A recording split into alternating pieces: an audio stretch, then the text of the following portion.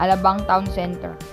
It is a shopping lifestyle located south of Metro Manila, located next to gated residential communities and bustling business development. It has a total of 48,000 meters square of retail space and has a number of high-end retail stores including restaurant development, a store and a number of high-end brands including Marks and Spencer and The Gap. Commerce Center Alabang is a three-building complex that houses an exceptional set of specialty store and specialist service, catering to the residents of Alabang and surrounding areas. Commerce Center provides a unique destination away from the maddening world. The Japanese Cemetery. Located at the end part of local cemetery in Bilibid, one can find this peaceful heaven. As a shrine dedicated to the Japanese soldier who died in Muntinlupa and the neighboring towns, the shrine is also cemetery because the Japanese soldier who were executed and buried here. The Festival of Santo Niño de Muntinlupa. In the highly urbanized city of Muntinlupa, located in the south of Metro Manila, where it is known for an infamous prison and dwelling place of an elite in Alabang Hills, one might immediately dismiss that is not much of a religious hotspot from pilgrims due to the circumstance. Our Lady of the Abandoned Parish Church in Marikina. The church itself is testament of religious controversy rooting back from Marikina early history, wherein both of the Jesus and Augustinians fought over the ecclesiastical control of the area. The Marikina Sports Center, also known as Marikina Sport Park and formerly known as Rodriguez Sports Center, it is a sport complex located in Marikina at the corner of Shoe Avenue and Sumulong Highway in Metro. The Marikina River Park is a system of parks, trails, open spaces, and recreation facilities along an 11-kilometer stretch of Marikina River in Marikina. Sapatos Festival is a 3-month-long festival that usually begins in September. It showcases the creativity, craftsmanship, style, and quality of shoes, a product of Marikina is known for. The Casa Manila. The museum is the imposing stone and wood structure, one of the grand houses in Barrio Luis. It's located across historic San Agustin Church and bounded of Calril, General Luna. The SM Mega Mall in Navotas is the third largest shopping mall in the Philippines and the 13th largest in the world that is developed and operated by SM Prime Holdings.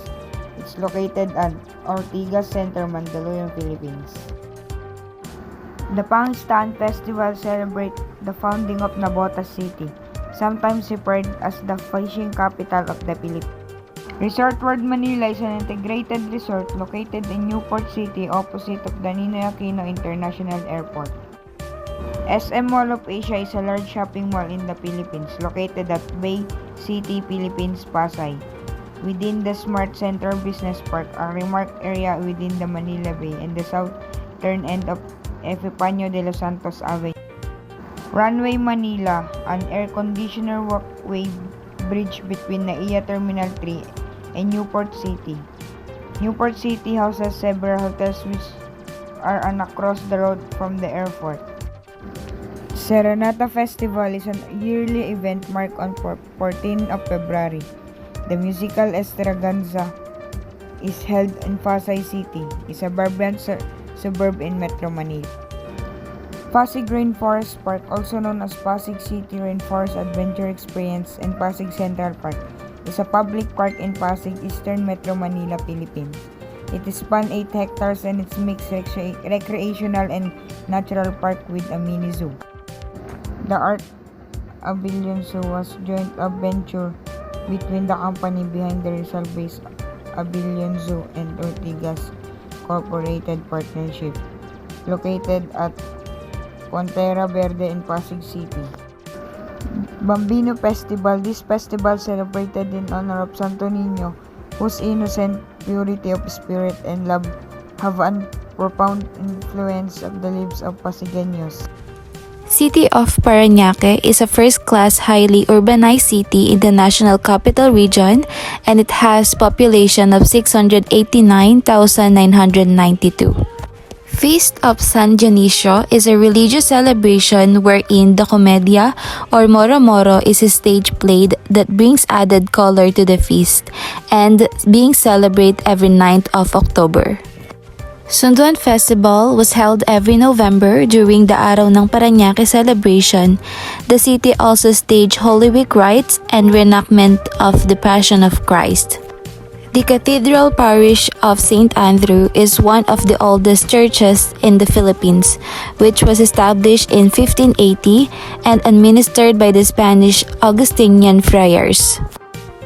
Bird Sanctuary is also called the Las Piñas Parañaque Critical Habitat and Ecotourism Area. It is one of the few remaining natural areas in Metro Manila.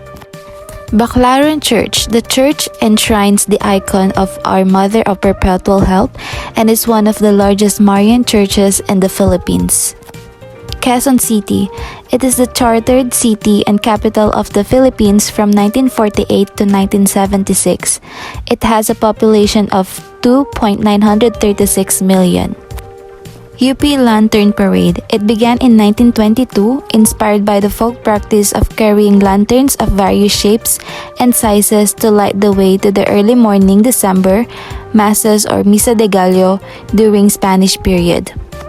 Pasinaya Festival is the largest multi-arts festival in the country which has been held annually for 15 years, drawing thousands of artists and art enthusiasts. Feast of the Black Nazarene, also known as the Translacion after the mass procession associated with the feast, is a religious festival held in Manila that is centered around the Black Nazarene, an image of Jesus Christ. Art in Island is a fun interactive 3D museum for all ages. Artists have created numerous 3D art paintings. La Mesa Eco Park is one of the Metro Manila's very last forests that provide air to the city and preserve endemic flora and fauna is La Mesa Eco Park. Quezon Memorial Circle, considered as one of the last lungs of Quezon City. Its main attraction is the 27-hectare park where people can promenade the Quezon Memorial Monument. San Juan City is first-class highly urbanized city in the National Capital Region and it has a population of 126,347. Wata Wata Festival or Basaan Festival is the feast of Saint John the Baptist, patron of Saint of San Juan, and of many other communities throughout the Philippines held every 24th of June. Pinaglabanan Memorial Shrine and Church has built to commemorate the heroism of the Katipuneros who laid siege to Polvorin de Almacel, an armory belonging to the Spanish colonial goal.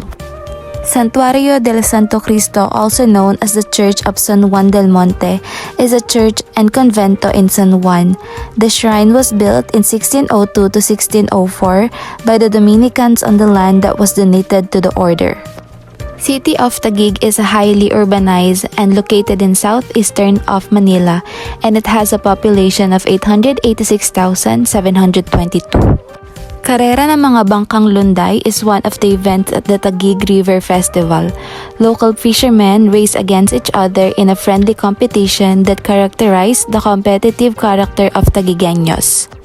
Banak Fish Cone Tossing Ceremony or tossing of fish cone streamers tied to bunches of balloons, tossing which reminds the people the school of Banaks jumping outside the water and going to the fishermen's boats.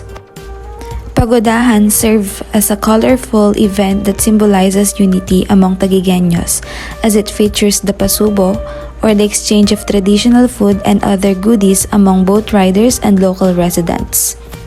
Venice Piazza, known for its design and architecture and is popularly considered as the most romantic mall in this country. The canal is 200 meters long and 15 meters wide. Hero Cemetery was first established in May 1947 as a fitting resting place for Philippine military personnel from privates to generals who served during World War II. It eventually became designated as of the official place of burial for deceased presidents, heroes, patriots, national artists, and scientists. Valenzuela City is the first highly urbanized city in the National Capital Region and it has a population of 714,978 people. Valenzuela Day is a celebration to commemorate the conversion of Valenzuela from an urban municipality to a highly urbanized city in 1998. Santa Cruz Festival was a novena procession commemorating Saint Helena's mythical finding of the cross. Putong Polo Festival features the famous Putong Polo, a native delicacy in the town of Polo. The food festival is part of the San Diego de Alcala Feast Day. Arcong Bato is a historical barangay named after the famous stone arc landmark that demarcates the boundary between the barangay and Malabon's Barangay Santulan. Museo ng Valenzuela houses a collection of artifacts and memorabilia tracing Valenzuela's history. Residence of Dr. Pio. Dr. Pio Valenzuela, the reverse member of the Katipunan's Triumvirate and the city's namesake, found along Velilla Street in Barangay Parianquillo, Villa. This house has become a tourist attraction and heritage part of city.